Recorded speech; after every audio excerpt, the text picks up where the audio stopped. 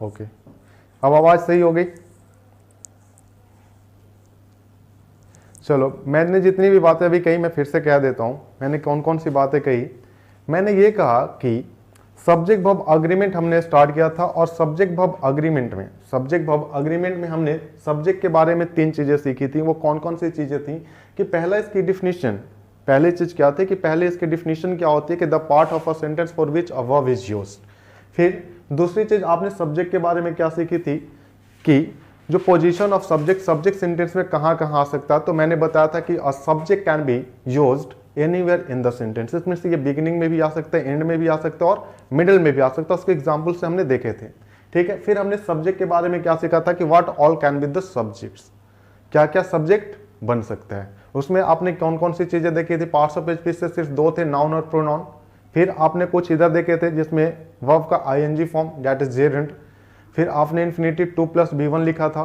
फिर अब the plus adjective, फिर 2 क्वेश्चन वर्ड वाले लिखाए थे, अगर आपको याद हो तो। फिर मैंने वर्ब की बात की थी, और वर्ब के बारे में आपको क्या बताया था कि वर्ब सिंगुलर वर्ब कौन से होते हैं और प्लूरल वर्ब कौन से होते हैं, ठीक है। उसके बाद फिर हमने एग्रीमेंट के बारे में सीखा था, और वर्ब में ही आपको 3 चीजें सिखाई गई थी। वो क्या क्या कि हैड, डिड और मॉडल्स। इन्हें सिंगुलरिटी और प्लुरलिटी ऑफ सब्जेक्ट से कोई मतलब नहीं होता। फिर आप अग्रीमेंट के बारे में क्या सीखा था आपने कि सिंगुलर सब्जेक्ट हो तो सिंगुलर सब्जेक्ट के अनुसार अगर आपने सिंगुलर वर्ब लगाया, और प्लूरल सब्जेक्ट के अनुसार अगर आपने प्लूरल वर्ब लगाया, वही क्या कहलाता है, तो वही हमारा एग्रीमेंट कहलाता है। इतनी बात हुई थी। और फिर हमने जो कल एक रूल पढ़ा था, वो रूल कौन सा था, तो पहला रूल जो हमने पढ़ा था वो रूल कौन सा था। जस्ट अ मिनट, मुझे चेंज करना। पहला रूल जो हमने पढ़ा था वो पढ़ा था हमने नन के बारे में। और नन के बारे में मैंने आपको 5 बातें बताई थी। अगर आपको याद हो तो 5 बातें में मैंने आपको कौन कौन सी बताई थी, उसके आधार पर मैं कुछ क्वेश्चंस लिख रहा हूं, 1-2, इसे सॉल्व करना आप।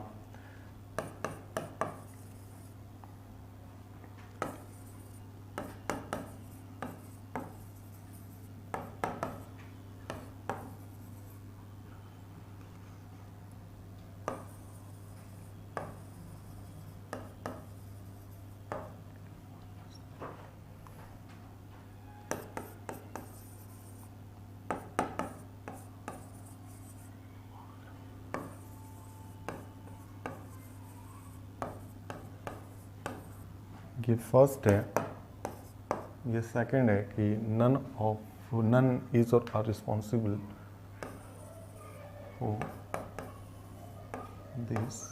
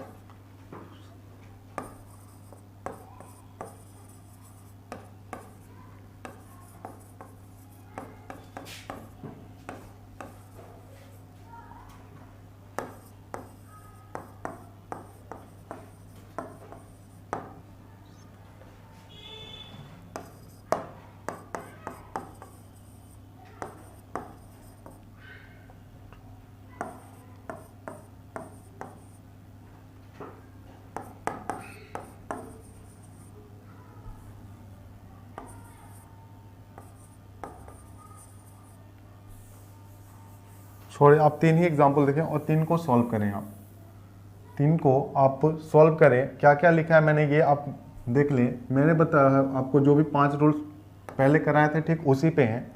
और मैंने 3 एग्जाम्पल्स लिखे, वो कौन कौन से। फर्स्ट है कि none of the boys is और आर लेबोरियस। सेकेंड है कि नन इज और आर रिस्पॉन्सिबल दिस मिस्टेक। और थर्ड है कि none but a few members of parliament is और आर सस्पेंडेड। अगर आपको याद हो तो वो आप देखें और मुझे बताएं कि फर्स्ट में क्या आएगा, सेकंड में क्या आएगा और थर्ड में क्या आएगा।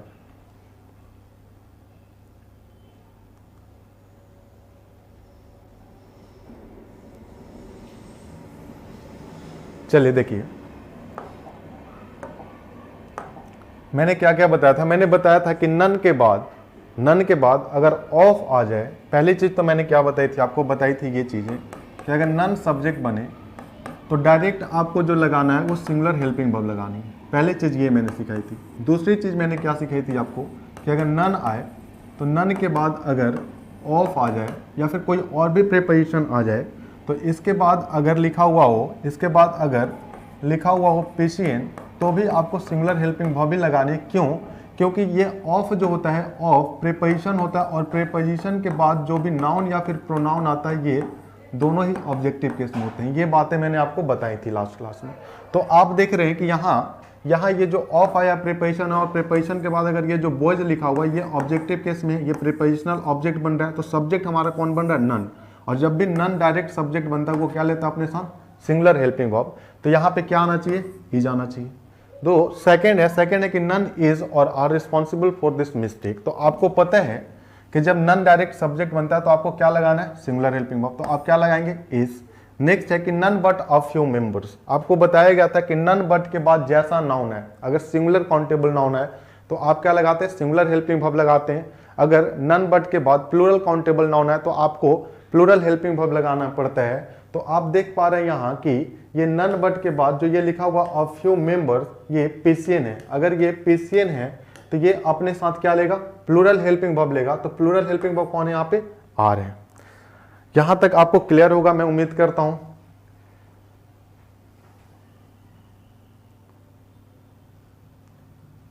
चलिए, आपने आंसर भी लगभग सारे लोगों ने सही ही दिए हैं। ठीक है, फिर हम आगे मूव करते हैं। इसके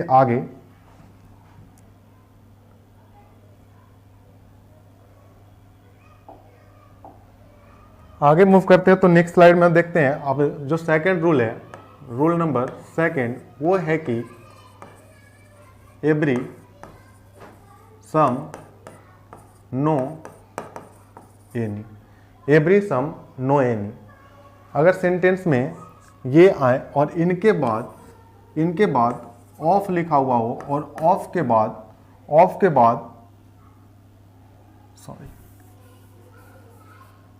अगर ये लिखा हुआ और इनके बाद एवरी सम नो एनी लिखा हुआ हो, इसके बाद लिखा हुआ हो वन थिंग या फिर बॉडी, तो इसके बाद हमें जो हेल्पिंग वर्ब लगानी होती है वो हमेशा ही सिंगुलर हेल्पिंग वर्ब होगी। वो हमेशा ही सिंगुलर हेल्पिंग वर्ब होगी। जैसे ये कहने का मतलब क्या है, ये 12 वर्ड हो गए। कौन कौन से? Everyone, everything, everybody, someone, something, somebody, no one, nothing, nobody, anyone, anything, anybody. अगर ये डायरेक्ट सब्जेक्ट बने तो इनके साथ जो हम हेल्पिंग वर्ब लगाते हैं वो हेल्पिंग वर्ब कैसे लगाएंगे? तो हेल्पिंग वर्ब हम लगाएंगे सिंगुलर हेल्पिंग वर्ब। जैसे एग्जाम्पल से समझते हैं। एग्जाम्पल मैंने लिखा कि नथिंग, और आपको फिल करना हो या फिर यहां पे ऑप्शन दिया हुआ इज और आर डिस्ट्रॉयड। नथिंग, इज और आर डिस्ट्रॉयड। नेक्स्ट है कि सम वन इज और are, someone is or are stolen my purse।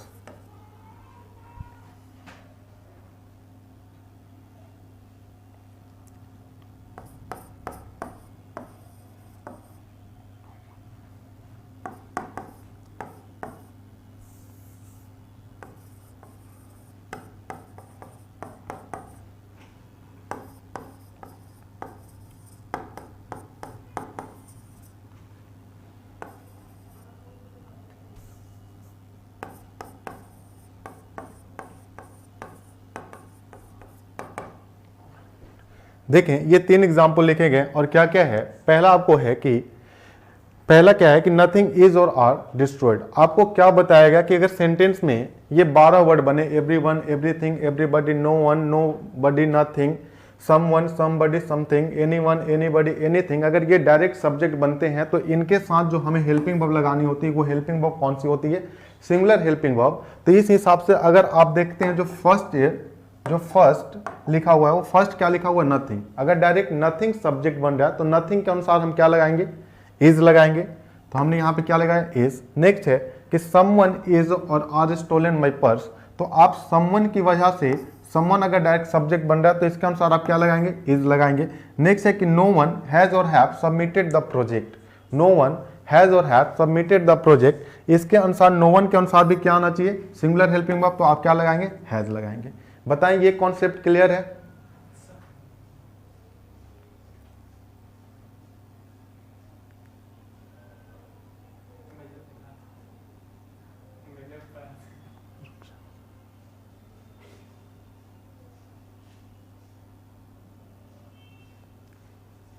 चलिए मैं मान के चलता हूं कि ये कॉन्सेप्ट आपको क्लियर है। अब इसके आगे हम मूव करते हैं, इसके आगे मूव करते हैं।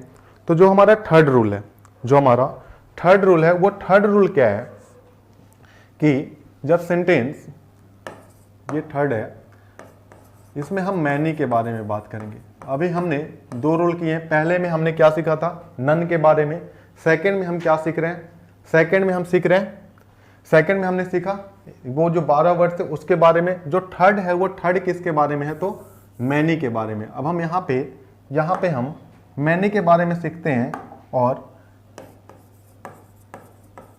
मैनी के बारे में सीखते हैं। और मैनी से जो फर्स्ट बनता है, फर्स्ट पॉइंट बनता है, वो कहता है अगर मैनी डायरेक्ट सब्जेक्ट बने, मैनी अगर डायरेक्ट सब्जेक्ट बने, तो मैनी के बाद जो हम हेल्पिंग वर्ब लगाते हैं, वो हेल्पिंग वर्ब हमेशा ही प्लूरल हेल्पिंग वर्ब होती है, वो हमेशा ही प्लूरल हेल्पिंग वर्ब होती है। मतलब मैनी अगर डायरेक्ट सब्जेक्ट बने तो हम उसके बाद क्या इस्तेमाल करते हैं, प्लूरल हेल्पिंग वर्ब इस्तेमाल करते हैं। जैसे एग्जाम्पल से समझते हैं, एग्जाम्पल मैंने लिखा कि मैनी हैज और have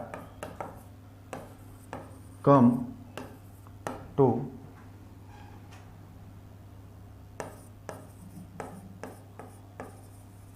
support you. Many has और have come to support you. और भी आप लिखना चाहें तो लिख सकते हैं कि मैनी इज और आर नॉट, मैनी इज और आर रिस्पॉन्सिबल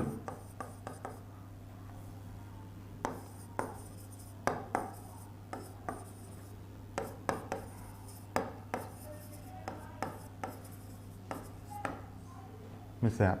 ठीक है, मैंने क्या बताया कि अगर मैनी डायरेक्ट सब्जेक्ट बने तो मैनी के बाद जो आपको हेल्पिंग वर्ब लगानी, वो हेल्पिंग वर्ब कैसी होती है, तो प्लूरल हेल्पिंग वर्ब होती है, वो प्लूरल हेल्पिंग वर्ब होती है। आप फर्स्ट एग्जांपल देख रहे हैं कि मैनी हैज और have come to support you.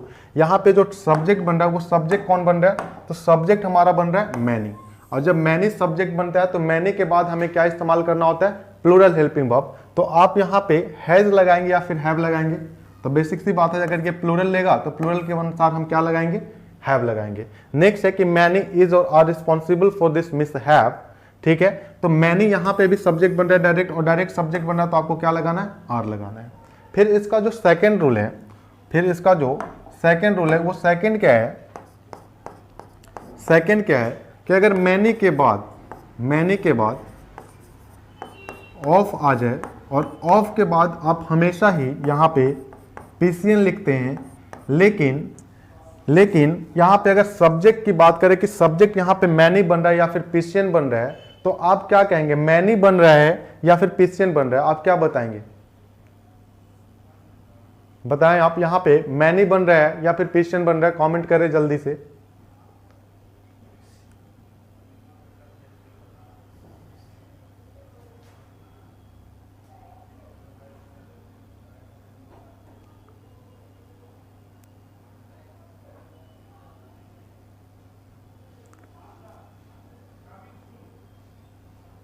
Defence lover कह रहे हैं कि पिस्टन बन रहा है। भाई साहब पिस्टन नहीं बन रहा है, आप समझे इस चीज को।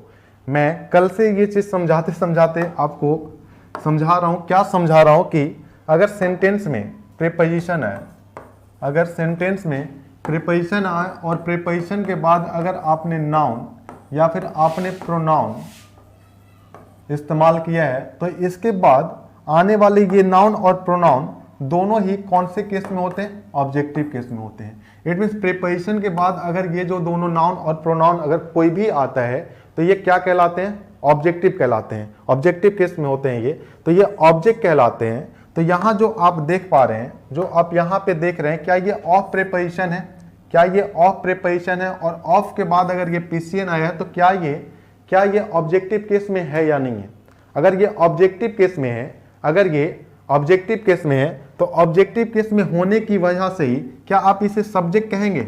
ये तो ऑब्जेक्टिव केस में ऑफ का ये क्या बन रहा है? ऑफ का ये ऑब्जेक्ट बन रहा है। तो सब्जेक्ट यहां पे भी कौन बन रहा है? मैनी। और मैनी अगर सब्जेक्ट बनता है तो ये अपने साथ क्या लेता है? पीएच भी लेता है। इट मीन्स ये क्या लेता है? Plural helping verb. तो आप इसके साथ जो हेल्पिंग वर्ब इस्तेमाल करेंगे वो कैसी हेल्पिंग वर्ब होगी? प्लूरल हेल्पिंग वर्ब होगी। अगर एग्जाम्पल की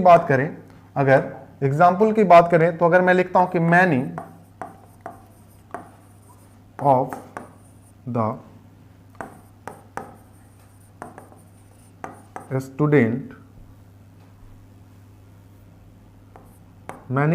स्टूडेंट हैज और हैव submitted the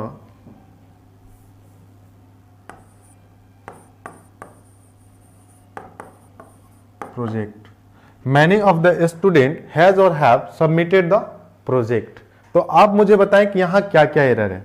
यहाँ आप देख पाएंगे, आप यहाँ इस वाले सेंटेंस में देख पाएंगे कि यहाँ पे दो गलतियां हैं। वो दो गलतियां कौन कौन सी है?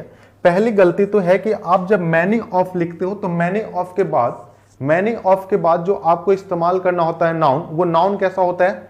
तो वो प्लूरल होता है। इट मीन्स वो प्लूरल काउंटेबल नाउन होता है। तो आपने जैसे लिखा है कि मैनी ऑफ के बाद आपने क्या इस्तेमाल करना है? पीसीएन इस्तेमाल किया। लेकिन आप यहाँ ये सेंटेंस में देख रहे हो कि मैनी ऑफ द लिखा हो, लेकिन ये स्टूडेंट जो लिखा हो, क्या ये एससीएन है? क्या ये एससीएन है? क्या हम एससीएन इस्तेमाल करते हैं? क्या हम मैनी ऑफ के बाद एससीएन इस्तेमाल करते हैं? बिल्कुल नहीं करते, क्योंकि आप यहाँ पे देख रहे हैं कि मैनी ऑफ के बाद आपको क्या लगाना है? पीसीएन इस्तेमाल करना है। तो पहली गलती जो यहाँ पे लिखी हुई है वो गलती क्या है? यहाँ पे स्टूडेंट नहीं होना चाहिए, स्टूडेंट होना चाहिए, क्योंकि मैनी ऑफ अपने बाद क्या लेता है? मैनी ऑफ अपने से बाद पीसीएन लेता है। तो पीसीएन के अनुसार ही हम यहाँ पे मैनी ऑफ के बाद हम क्या लिखेंगे? पीसीएन लिखेंगे। लेकिन जब बात आती है कि सब्जेक्ट कौन बन रहा है, तो सब्जेक्ट यहाँ पे ये नहीं बन रहा है। यहाँ पे ये क्यों नहीं बन रहा है? क्योंकि ये प्रीपोजिशन है, और प्रीपोजिशन के बाद अगर आप पीसीएन लिखे, एससीएन लिखे, यूसीएन लिखे या फिर प्रोनाउन लिखे, ये क्या कौन से केस में होता है? ऑब्जेक्टिव केस में। इट मीन्स यहाँ ये ऑफ का क्या होता है? ऑफ का ये प्रीपोजिशन का ये ऑब्जेक्ट होता है। तो सब्जेक्ट यहाँ पे भी कौन बन रहा है? मैनी बन रहा है। और जब मैनी सब्जेक्ट बन रहा है तो मैनी के अनुसार आपने क्या लगाना है? हैव लगाना है या फिर हैज लगाना है? तो आप हैव लगाओगे। ठीक है, तो ये हैव लिखें आप। यहां तक देखिए, फिर हम इससे आगे मूव करते हैं। और यहां तक अगर कोई डाउट है तो आप यहां पे पूछ सकते हैं कमेंट में, नहीं तो यस यस का कमेंट करें आप।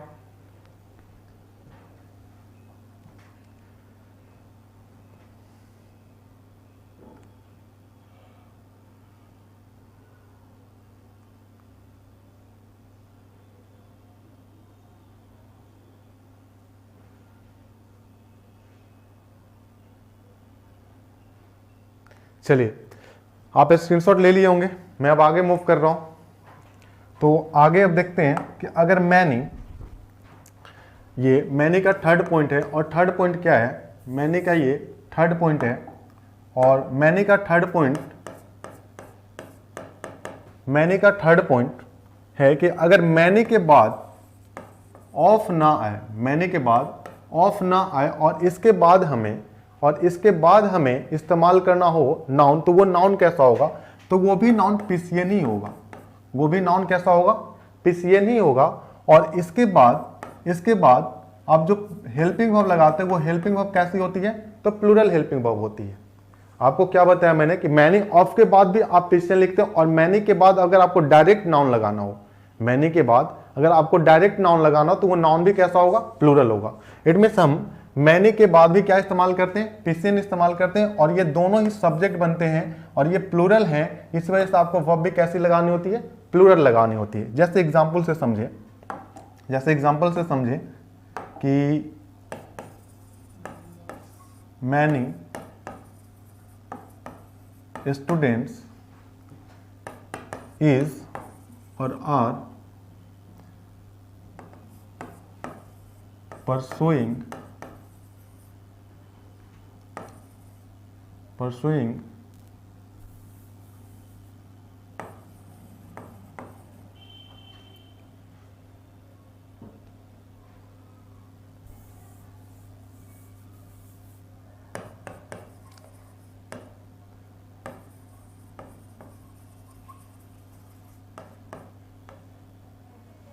लास्ट तक दिख रहा है।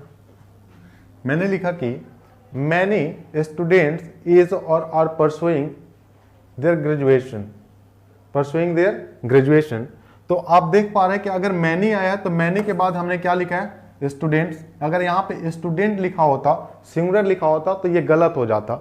यहाँ पे अगर सिंगुलर लिखा होता तो गलत हो जाता। इसी वजह से आपने यहाँ पे क्या लिखा है, पीसीएन लिखा। और जब ये पीसीएन है तो ये सब्जेक्ट बनता है प्लूरल। तो प्लूरल अगर सब्जेक्ट है तो हमें क्या लगाना है, आर लगाना है। ठीक है, तो many students are pursuing their graduation. Next है, इसके बाद जो फोर्थ पॉइंट है, वो फोर्थ पॉइंट क्या है मैनी का, कि अगर मैनी के बाद अगर सेंटेंस में अ गुड या फिर अ ग्रेट के बाद मैनी लिखा हुआ है, इसके बाद मैनी लिखा हुआ है, ठीक है, अ गुड या फिर अ ग्रेट के बाद मैंने लिखा हुआ है, तो इसके बाद भी आप पीसीएन ही इस्तेमाल करते हैं और इसके बाद आप पीएचवी का ही इस्तेमाल करते हैं। ठीक है, अ गुड या फिर अ ग्रेट मैनी, उसके बाद आपको जो नाउन लगाना है वो नाउन भी कैसा होता है, प्लूरल होता है। और इसके साथ आप हेल्पिंग वर्ब भी कैसे लगाते हैं, प्लूरल हेल्पिंग वर्ब लगाते हैं। जैसे एग्जांपल से समझे, जैसे मैंने एग्जांपल लिखा कि अ ग्रेट या फिर a good many students has और हैव बीन पनिश्ड। ठीक है, ये मैंने लिखा कि अ ग्रेट और गुड मैनी स्टूडेंट्स हैज और हैव बीन पनिश्ड। तो आप इसमें देखें कि अगर यहां पे आपको क्या पढ़ाएगा कि अ गुड आ जाए, फिर अ ग्रेट आ जाए और इसके बाद मैनी लिखा हुआ हो, तो इसके बाद जो आपको नाउन इस्तेमाल करना, वो नाउन कैसा होगा, वो नाउन प्लूरल होगा। और लेकिन इसके साथ जो आप वर्ब इस्तेमाल करेंगे वो हेल्पिंग वर्ब कैसी होगी, तो वो हेल्पिंग वर्ब भी प्लूरल होगी। ठीक है, तो आप देख पा रहे कि अ गुड या फिर अ ग्रेट मैंने लिखा हुआ, इसके बाद अगर यहाँ पे स्टूडेंट लिखा होता, अगर यहाँ पे स्टूडेंट लिखा होता, क्या वो सही लिखा होता? अगर यहाँ पे स्टूडेंट लिखा होता तो ये बिल्कुल ही सेंटेंस गलत होता। आपको यहाँ पे स्टूडेंट्स लिखना ही पड़ता। हो सकता है इससे भी एरर पूछा जाए। ठीक है, तो आपने जब स्टूडेंट देखा और ये जब पूरा ही सब्जेक्ट बनता और ये पूरा प्लूरल ही है, तो प्लूरल होने की वजह से इसके साथ आप क्या लगाते हैं, हैव लगाते हैं। ठीक है, ये हमारा फोर्थ पॉइंट था। अब इसके बाद जो हमारा फिफ्थ पॉइंट है, और ये बहुत ही इंपॉर्टेंट है। ठीक है, और ये क्या है कि अगर सेंटेंस में मैनी के बाद, अगर सेंटेंस में मैनी के बाद ए या फिर एन आ जाए, मैनी के बाद ए या फिर एन आ जाए, तो आप इसके साथ सिंगुलर काउंटेबल नाउन लगाते हैं। आप इसके साथ सिंगुलर काउंटेबल नाउन लगाते हैं और इसके बाद जो हेल्पिंग वर्ब भी लगाते हैं, वो हेल्पिंग वर्ब भी कैसी होती है, वो हेल्पिंग वर्ब भी सिंगुलर हेल्पिंग वर्ब होती है। देखिए ये ठीक उल्टा है, जो कि आपने फर्स्ट से अगर देखना स्टार्ट करो तो आपने फर्स्ट में भी देखा कि मैनी अपने साथ क्या लेता है, plural helping verb. Many of अपने साथ क्या लेता है, plural countable noun, plural helping verb. लेकिन अब यहां पे भी देखते हैं अगर कि मैनी के बाद आपने पीसीएन इस्तेमाल किया, plural countable plural helping verb इस्तेमाल किया, फिर अ गुड या फिर अ ग्रेट मैनी आया तो आपने पीसीएन इस्तेमाल किया था, प्लूरल हेल्पिंग वर्ब इस्तेमाल किया था। लेकिन यहां पे देखें कि आप कि जैसे ही मैनी ए या फिर एन आता है तो आप हर जगह पीसीएन इस्तेमाल कर रहे थे, लेकिन यहां पे आपको क्या करना होता है, एससीएन इस्तेमाल करना होता है। यहां पे आप एससीएन इस्तेमाल करते हैं और आगे आप क्या इस्तेमाल करते हैं, एसएचबी इस्तेमाल करते हैं। It mean singular helping verb इस्तेमाल करते हैं। ठीक है, तो अब इसका अगर एग्जाम्पल लिखे तो एग्जाम्पल इसका क्या हो सकता है कि मैनी ए या फिर एन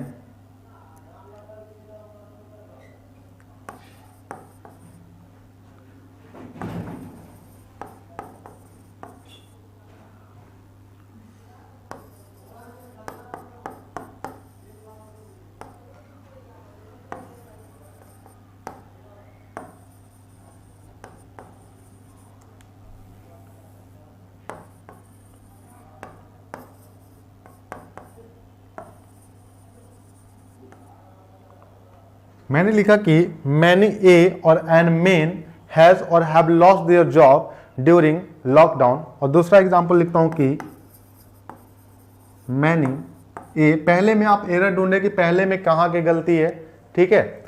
तो मैनी ए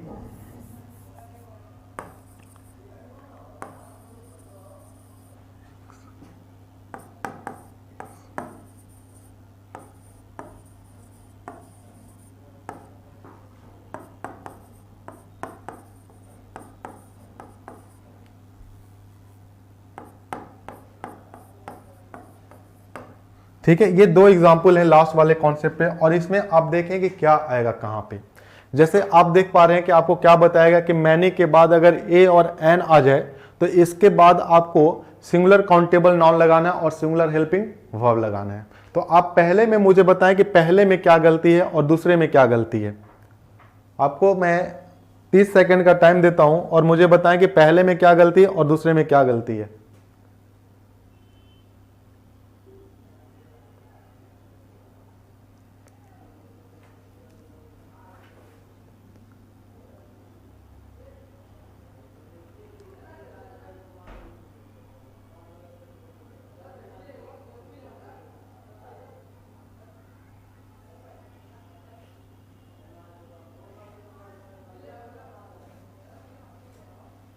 चलिए देखिए, तो पहले हम सेकंड वाला डिस्कस कर लेते हैं, उसके बाद फर्स्ट वाले एग्जांपल पे आएंगे। तो पहला ये जो सेकंड वाला एग्जांपल है पहले इसे देखते हैं। लिखा हुआ कि मैनी एन एग्स इज और are boiled in the kitchen.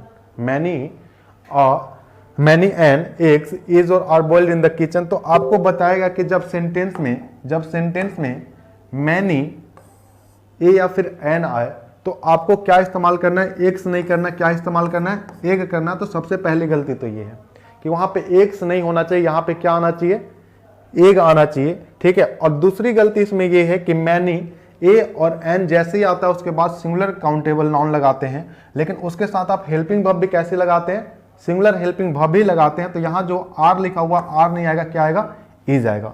लेकिन ठीक है, आप जब फर्स्ट एग्जाम्पल की बात करते हैं तो लिखा हुआ कि मैनी ए या एन, ठीक है, ए और एन, सॉरी यहां तो इसकी जरूरत ही नहीं है,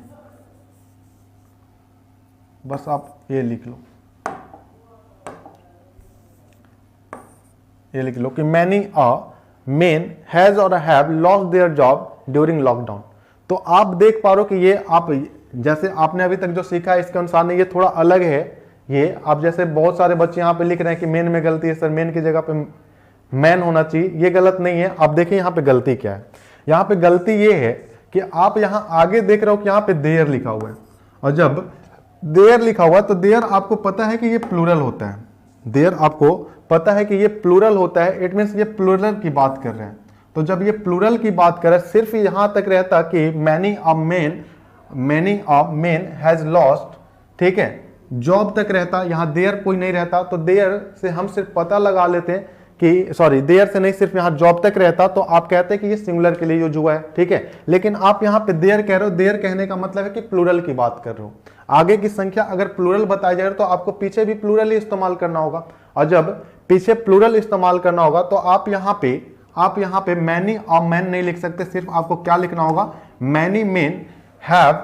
जैसे ही ये प्लूरल हुआ, जैसे आप देखें कि मैनी के बाद आपने प्लूरल लिखा, यहाँ पे मैनी के बाद आपने यहाँ पे प्लूरल लिखा, तो आपको प्लूरल ही लगाना। तो आप लिखेंगे कि many men have lost their job during lockdown. Many men have lost their job during lockdown. लेकिन अगर सिर्फ यहां पे ऐसे रहता है, चलो यहां लिख ही देते हैं नीचे की, अगर ये क्वेश्चन ऐसे रहता कि मैनी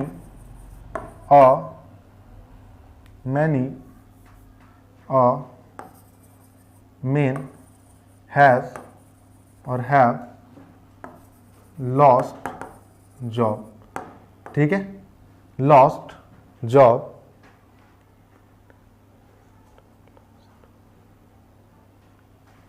लॉस्ट, यहां पे आप वैसे भी लिख सकते हो या फिर मैं एग्जांपल ही चेंज कर देता हूं और लिखता हूं कि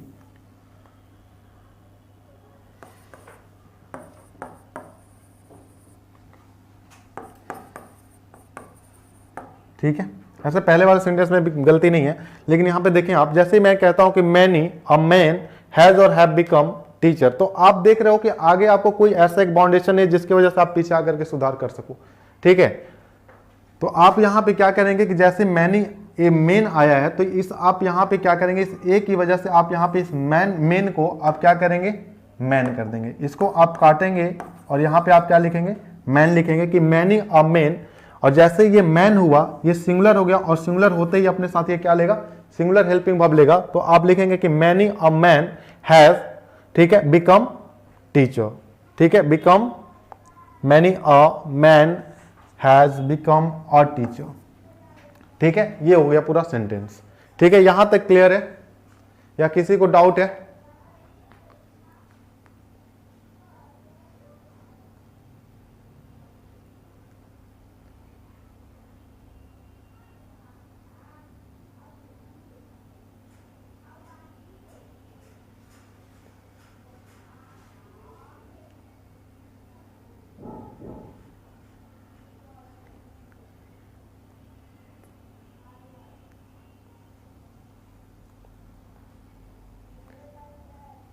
चलिए इसके आगे अब देखते हैं, आप स्क्रीनशॉट ले लें इसके जल्दी से। चलिए अब आगे देखते हैं, आगे हमारा क्या आता है, आगे वाले कॉन्सेप्ट पे अब देखते हैं। ये 4th नंबर था, कितना था ये, 4th था ये जो मैंने वाला कराया कितने नंबर था? अरे 5 उसके पॉइंट से मुझे ये लगता है 4th में। देखो मैं नंबरिंग भूल गया हूं, मुझे लगता है ये 4th या 5th होगा, चलो जो भी है। तो इसके आगे वाले कॉन्सेप्ट पे अब काम करते हैं हम। तो पहला है कि ईच,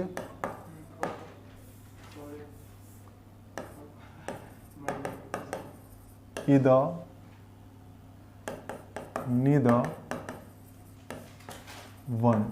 ठीक है, इसके बारे में आप देखते हैं कि ईच आ जाए सेंटेंस में, ईदर आ जाए, नीदर आ जाए, वन आ जाए।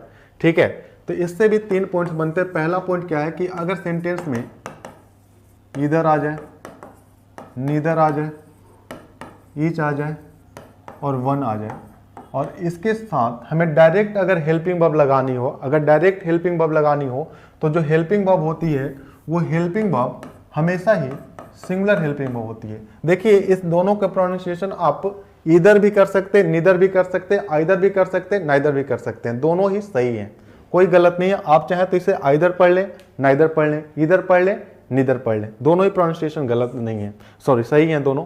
ठीक है, तो अब देखिए जैसे एग्जांपल मैं लिखता हूं, इससे मैंने एक एग्जांपल लिखा कि I have two books and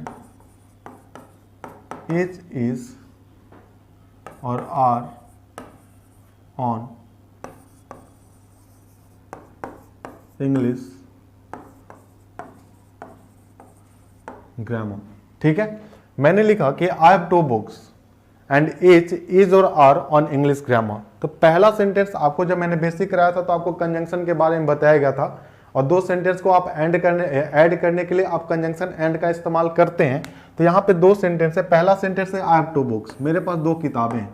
ठीक है, पहली सेंटेंस यहाँ तक है, पहला सेंटेंस। फिर दूसरा सेंटेंस है कि इज और आर ऑन इंग्लिश ग्रामर। ये है 2 सेंटेंस, और दोनों सेंटेंस को आपने ऐड किसके थ्रू किया है, तो एंड के थ्रू आपने ऐड किया है।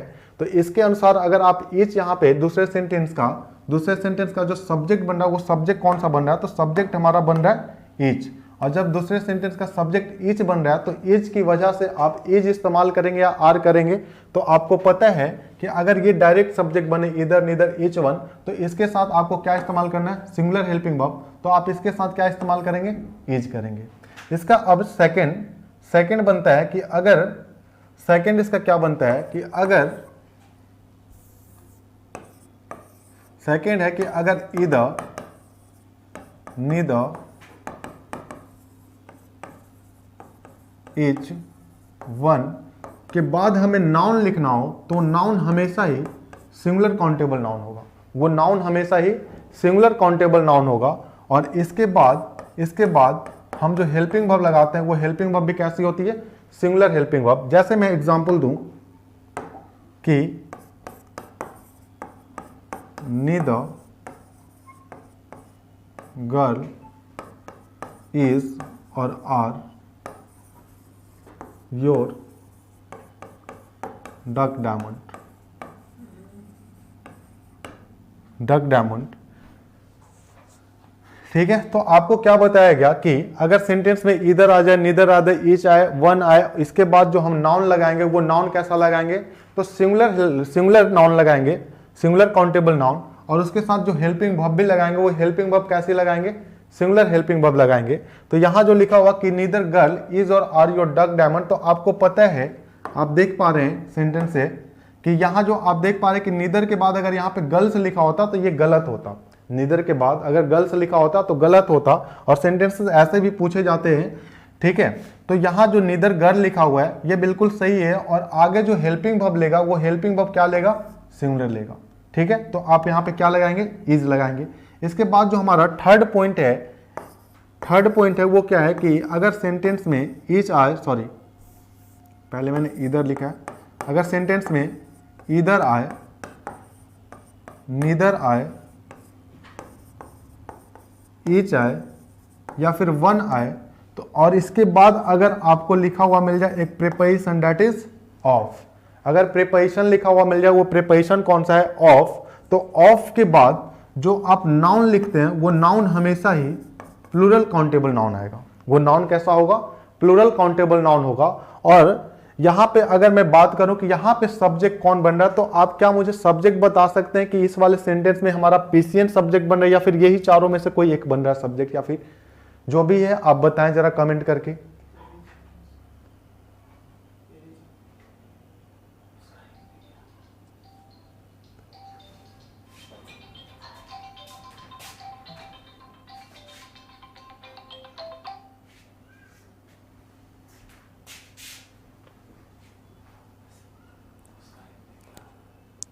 ठीक है, तो देखें यहां पे भी पीसीएन नहीं बनेगा। पीसीएन क्यों नहीं बनेगा, क्योंकि आपको पता है कि ये ऑफ जो लिखा हुआ है ये ऑफ प्रीपोजिशन है, और प्रीपोजिशन के बाद मैं बार बार आपको बताते आ रहा हूं कि प्रीपोजिशन के बाद अगर जो भी नाउन या फिर प्रोनाउन आता है ये दोनों ही कौन से केस में होते हैं, ऑब्जेक्टिव केस में, मतलब कि प्रीपोजिशन के बाद आने वाला नाउन और प्रोनाउन, प्रीपोजिशन के बाद आने वाला नाउन और प्रोनाउन वो प्रीपोजिशन का क्या कहलाता है, ऑब्जेक्ट कहलाता है। तो यहाँ पे भी ये जो पीसीएन लिखा हुआ है ये ऑब्जेक्टिव केस में होगा, और ये ऑब्जेक्ट किसका बनेगा, तो प्रीपोजिशन का बनेगा। तो यहाँ सब्जेक्ट हमारा कौन बन रहा है, इधर नीदर ईच वन। अगर यही चारों में से कोई सब्जेक्ट बन रहा है तो इसके अनुसार जो हम हेल्पिंग वर्ब लगाएंगे वो हेल्पिंग वर्ब कैसा लेता है, ये हमेशा ही सिंगुलर हेल्पिंग वर्ब। इसी वजह से हमें इस पीसीएन से कोई मतलब नहीं है। जैसे आप एग्जाम्पल के थ्रू देखें, जैसे मैं लिखता हूं कि one of the politician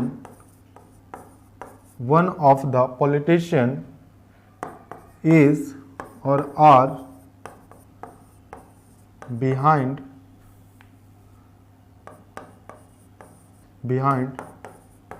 the bars.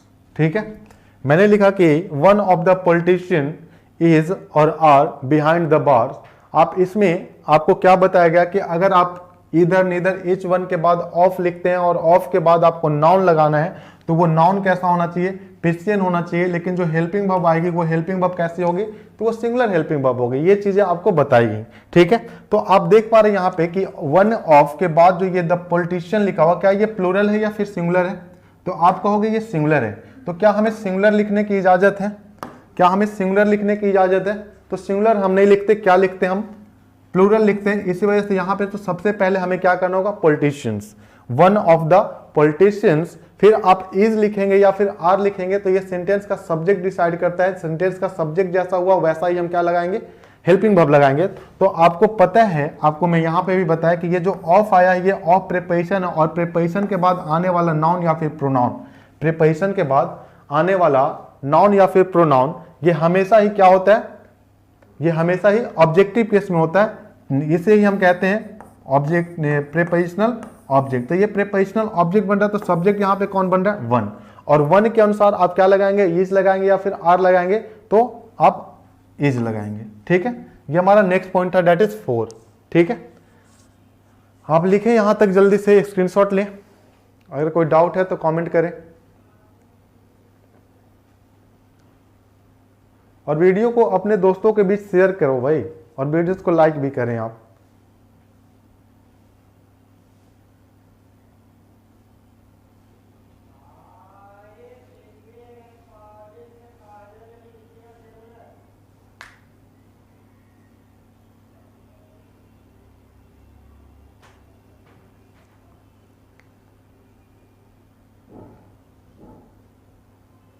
किसी को डाउट है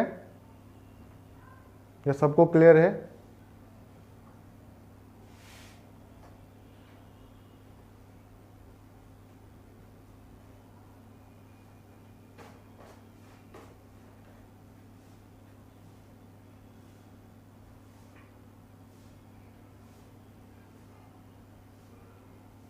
चलिए आगे मूव करते हैं हम।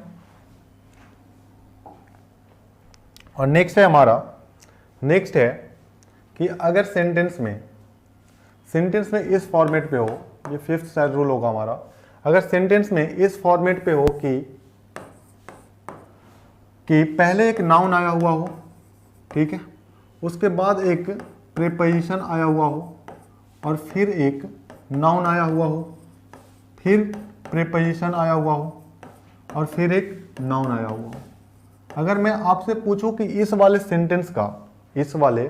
सेंटेंस में सब्जेक्ट कौन बन रहा है, तो आप क्या बता पाएंगे कि इस वाले सेंटेंस में सब्जेक्ट कौन बन रहा है? इस वाले सेंटेंस में सब्जेक्ट कौन बन रहा है, आप क्या बता पाएंगे? हमारा सब्जेक्ट, अगर मैं नाउन का नाम दे दूं, इसे फर्स्ट कह दूं, इसे सेकंड कह दूं और इसे थर्ड कह दूं, तो जो सब्जेक्ट बन रहा है वो फर्स्ट सेकंड थर्ड में कौन सा सब्जेक्ट बन रहा है, आप मुझे बताएं एक बार कमेंट करके। कि ऐसे अगर सेंटेंस लिखा हुआ हो, मैं सेंटेंस लिख करके आपको बताऊंगा, लेकिन ऐसे जब सेंटेंस हो तो इसमें जो सब्जेक्ट बनेगा वो सब्जेक्ट क्या कहेगा? सब्जेक्ट फर्स्ट बनेगा, सेकंड बनेगा या फिर थर्ड बनेगा? कौन सा नॉन सब्जेक्ट बनेगा?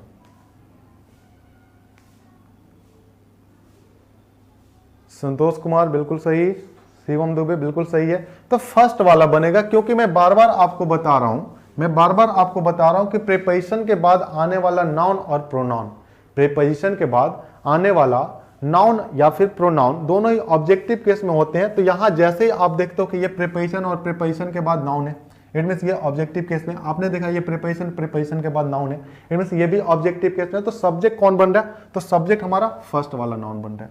और जब सब्जेक्ट अगर फर्स्ट वाला नाउन बन रहा है, अगर सब्जेक्ट फर्स्ट वाला नाउन बन रहा है, तो फर्स्ट वाले नाउन के अनुसार ही हमें क्या करना होगा? हेल्पिंग वर्ब लगाना होगा। इट मींस यहां जो हेल्पिंग वर्ब आएगी, वो हेल्पिंग वर्ब, यहां जो वर्ब आएगी वो वर्ब किसके ऊपर डिपेंड करेगा? तो वो वर्ब डिपेंड करेगा फर्स्ट वाले नाउन के ऊपर। अगर फर्स्ट वाला नाउन सिंगुलर होता है तो आप वर्ब भी कैसा लगाएंगे? सिंगुलर। अगर फर्स्ट वाला नाउन अगर प्लूरल होता है तो आप वर्ब भी कैसा लगाएंगे? प्लूरल। जैसे आप एग्जाम्पल से समझेंगे, मैं 2 एग्जाम्पल लिख रहा हूं, 2-3, ठीक है। तो फर्स्ट एग्जाम्पल है कि the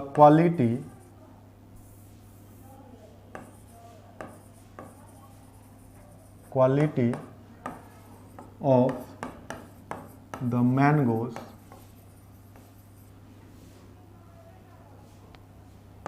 lying on the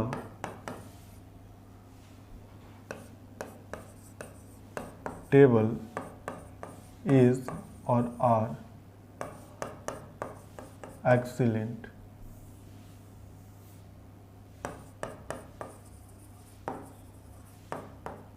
The quality of the mangoes lying on the table is or are excellent. और भी है कि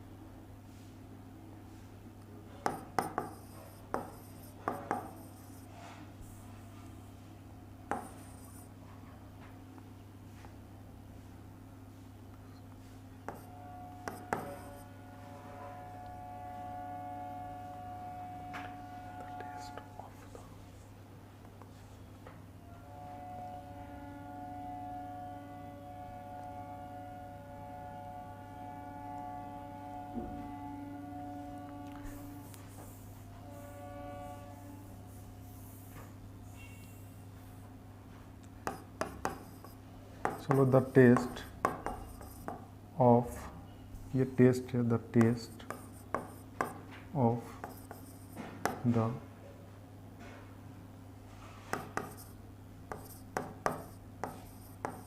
बिरयानी इज वेरी गुड।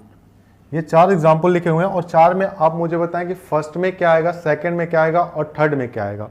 अगर मैं फर्स्ट की बात करूं तो फर्स्ट में क्या आएगा, सेकंड की बात करूं सेकंड में क्या आएगा, थर्ड में। पहले सब्जेक्ट के आप रिकॉग्निशन सीखे, सब्जेक्ट हमारा कौन है।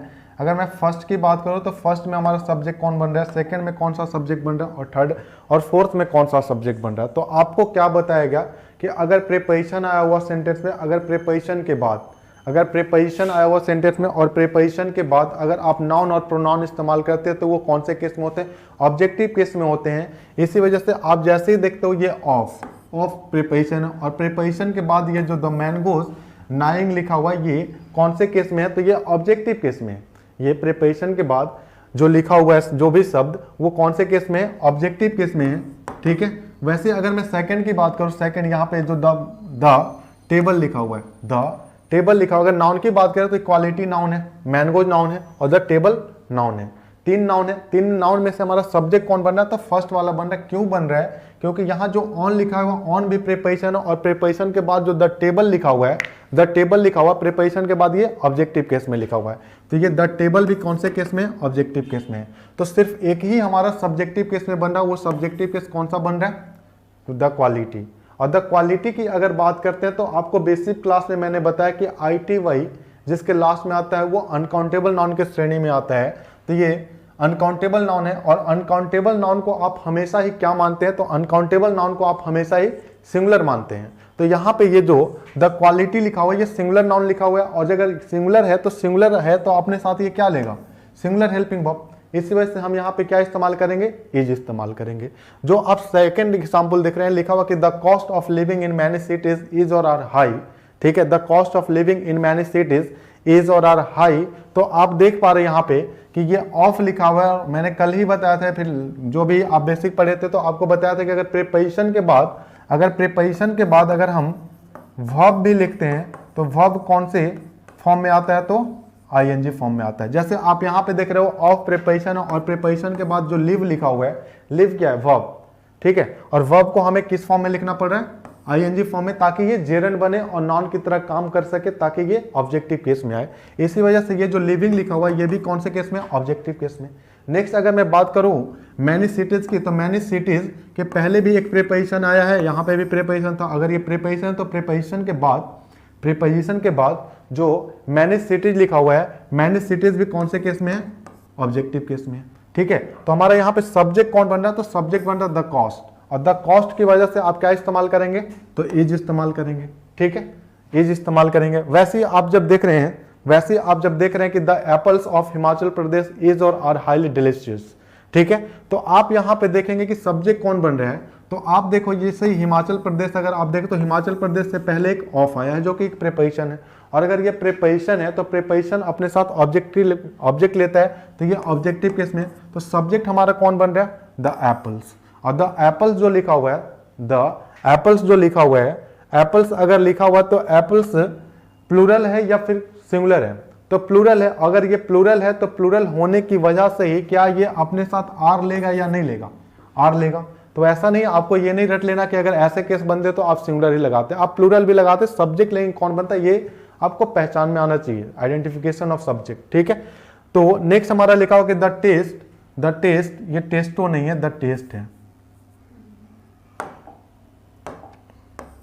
The taste of the biryani is very good. ठीक है, तो आप देखो ये ऑफ देख रहे हो और ऑफ एक प्रीपोजिशन है, और प्रीपोजिशन होने की वजह से इसके बाद जो लिखा हुआ शब्द ये ऑब्जेक्टिव केस में सब्जेक्ट जो बन रहा है कौन बन रहा है, द टेस्ट। और टेस्ट कैसा होता है, अनकाउंटेबल नाउन, और अनकाउंटेबल नाउन को आप हमेशा सिंगुलर मानते हैं। अगर ये सिंगुलर है तो सिंगुलर होने की वजह से आपको हमेशा क्या लगाना है, इजी लगाना है, जो कि मैंने इज पहले से लिख रखा है। ठीक है, तो इस वाले सेंटेंस में कोई गलती नहीं, ये नो एरर है, इसमें कोई गलती नहीं है। ठीक है, आप यहां तक समझे, लिखें। ठीक है, बाकी हम इसके आगे की जर्नी हम कल कंटिन्यू करेंगे। अगर यहां तक किसी को कोई प्रॉब्लम है तो आप मेरे से पूछें, कमेंट करें और कमेंट में मेरे से पूछें। अगर कोई प्रॉब्लम नहीं है तो यस यस का कमेंट कर दें कि कॉन्सेप्ट क्लियर है सारे।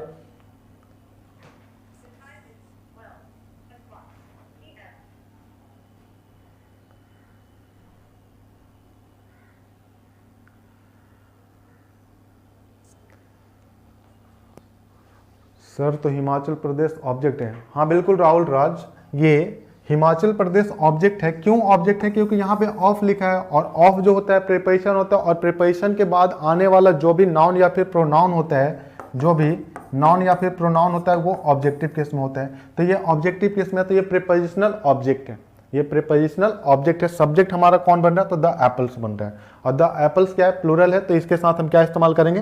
Plural helping verb. इसी वजह से हम वहां पे आर लगाएं।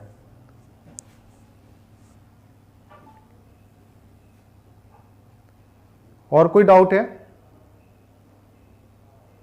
सर कमेंट्स करने में दिक्कत होता है। कमेंट्स करने में क्या दिक्कत है भाई? टाइप करना नहीं जानते क्या टाइपिंग कैसे होती है?